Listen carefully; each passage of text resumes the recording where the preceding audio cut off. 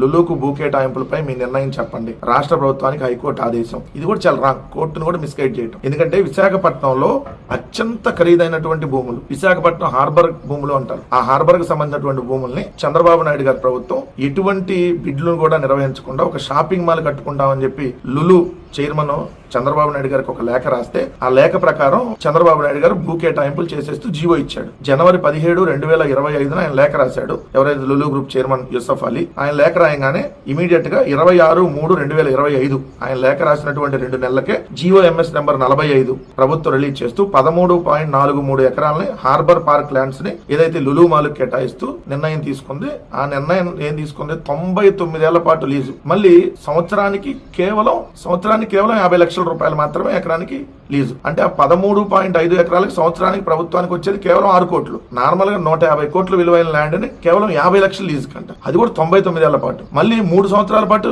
రూపాయి కూడా ఇప్పుడు ఏదో సంవత్సరానికి ఇప్పుడు 6 కోట్లు వస్తుందో ఏదో 13.5 ఎకరాలకి అది కూడా 3 సంవత్సరాల పాటు లేకుండా ఇచ్చింది. ఎంత దారుణం! ఏమొస్తుంది లులు వస్తే? సిటీ లోపల అంత విలువైనటువంటి భూముల్ని ఇంత తక్కువ రేటుకి కేటాయిస్తూ దీనివల్ల షాపింగ్ మాల్ వస్తే ఆ షాపింగ్ మాల్ లో 4 థియేటర్లు, 4 రెస్టారెంట్లు, ఇది మనం వేసుకున్న బట్టలు లాంటి ఒక బట్టల షాపులు వస్తాయి. దీనివల్ల ఆంధ్రప్రదేశ్ రాష్ట్ర ప్రజలకు ఏమొస్తుంది? రాష్ట్ర ప్రభుత్వం అంత 100,000 కోట్ల రూపాయలు వాళ్ళకి బెనిఫిట్ చేయాల్సినటువంటి అవసరం ఏంది? మళ్ళీ దీన్ని పెద్దగా లులు వచ్చేసిందని ఏదో చెప్పుకోవడం.